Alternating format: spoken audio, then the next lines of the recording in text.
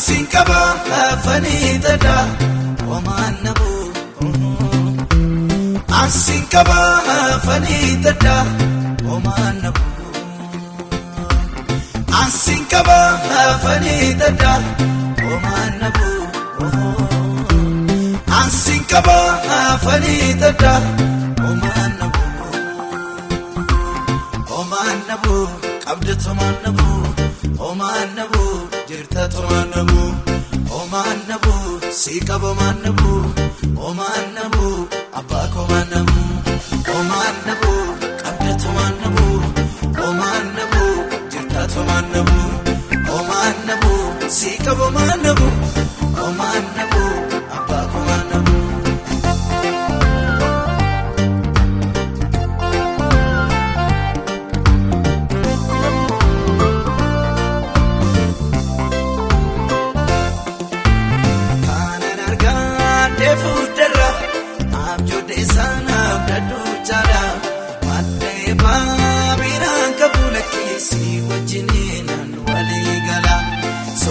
Sutu sigabu mafankayo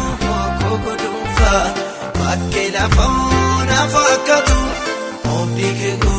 baramufa Asinkaba fanidada omanabu Asinkaba fanidada omanabu Asinkaba fanidada omanabu Asinkaba fanidada omanabu omanabu qabdatu manabu omanabu jirta tomanabu omanabu sikabo manabu omanabu abako manabu omanabu qabdatu manabu omanabu jirta tomanabu omanabu sikabo manabu omanabu abako manabu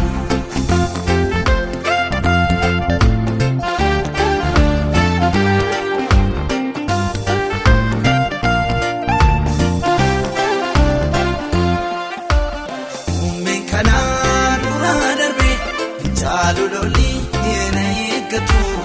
erganas ga yena jaano agamiko sana laftunyatu ala sagale bayena adib sako namne beko ardib samin yorafame idoma sana inambabu Asinkaba fanidada omanabu Asinkaba fanidada omanabu Asinkaba fanidada omanabu Asinkaba fanidada omanabu omanabu qabdatu manabu omanabu jirta tomanabu omanabu sikabo manabu omanabu abako manabu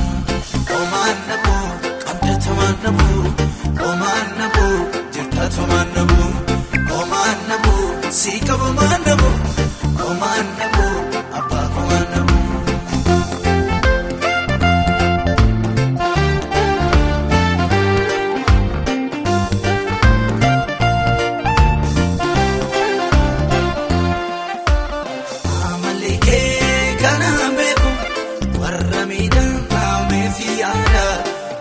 Kositi biromin umako arbarbada utiftur kati melade chamni bayi damu koli ammam yohamade bari anam lakina findu mali ati unakoti asiyamana Jesus katata tala sanji fidakoti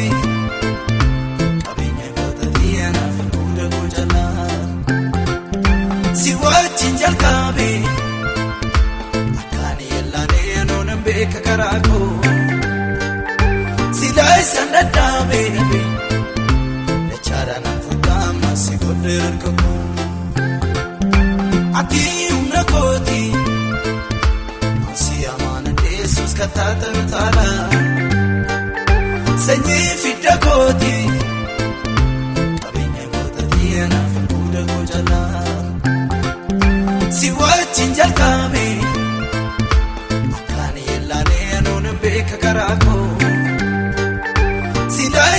dadhaame dhabe dachaadhaan anfataama si godhee harka koo otoo ati jirtu otoo ati jirtu otoo ati jirtu otoo ati jirtu otoo ati jirtu lafa manarratti bineensi na nyaatu otoo ati jirtu otoo ati jirtu otoo ati jirtu otoo ati jirtu otoo ati jirtu bakkee manarratti allaatti na nyaatu.